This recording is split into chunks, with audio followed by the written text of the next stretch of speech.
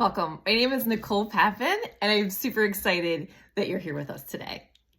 Let me ask you a quick question. Have you ever struggled with knowing how to properly care for your bedroom toy? Or maybe you're brand new to all of this and you're thinking about getting a toy, but you really don't know how to take care of it. In today's video, I'm going to tell you 3 tips on how to properly care for your toy. Tip number 1 is store your toy properly. So many of us have gotten a toy or two and we have put our toys somewhere like under a bed in a box that we pull out this box of shame when we want to use it. Now, first of all, it's not a box of shame because there's toys in it. It's a box of shame because you're keeping your toys under your bed, and guess what lives there? Lint, dust, right? You don't want any of that getting into your toy. And God forbid, if you put it with other toys, then the toys can actually stick together and melt because silicone doesn't like other silicone. You have to keep it separate, okay?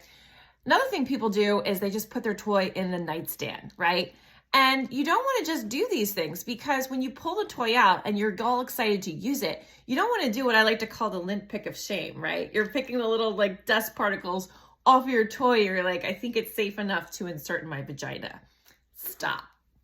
What you want to do is you want to invest in a toy tote, and you want to get a toy tote for each toy that you own or plan to purchase. So this toy tote is satin on the outside. Satin is actually a material that when you put your toy into the bag, it's actually going to prevent lint from sticking to it. It repels lint. On the inside there's another material called BioShield 75. BioShield 75 sounds like super scientific, but what it is a material that is an antimicrobial for your toy.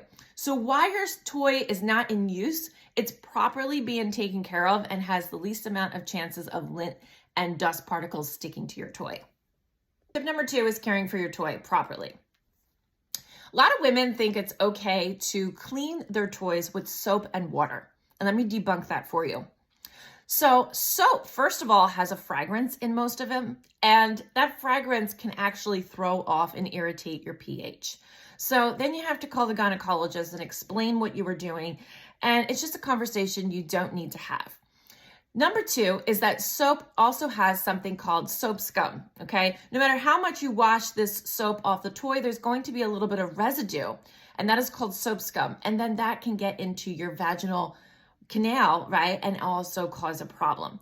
And the last part about soap is that it actually can dry out your toy and dry out the silicone. And when silicone is dried out, there can be little teeny tiny microscopic cracks and crevices in your toy that maybe you can't even see at first from the naked eye.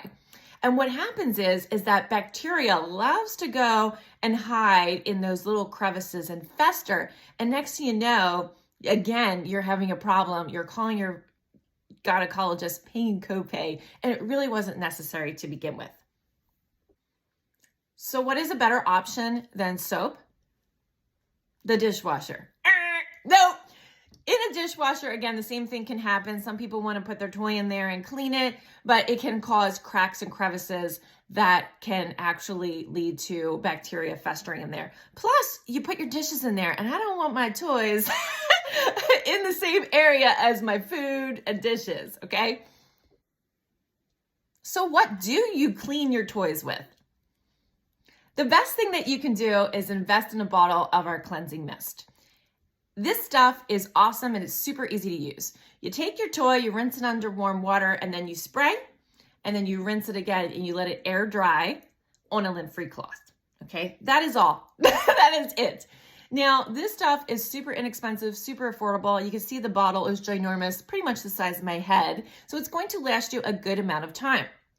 Another thing that you can do with this product is you can actually clean your makeup brushes. So if you wear makeup, this is like a dual benefit for you to get this bottle and use it for that. The third tip is to remove batteries. Now, I would highly recommend you just do not buy a battery operated toy. They're cheaply made, they can break, and you could be very upset, okay? Also, they tend to die really quickly, and you have to kind of replace the batteries very often, run to your TV remote, do things like that. So I highly recommend a silicone-based toy that is rechargeable. It's gonna last you a lot longer, and you'll thank me, okay? But if you must, based on your budget, get a battery-operated toy. You want to take those batteries out between use because the battery chamber can get corroded and it can reduce the longevity of your toy. Thank you for watching today. I hope you got some value and learned some tips. If you did, put a little heart in the comments, and you can also subscribe to my channel for more great tips.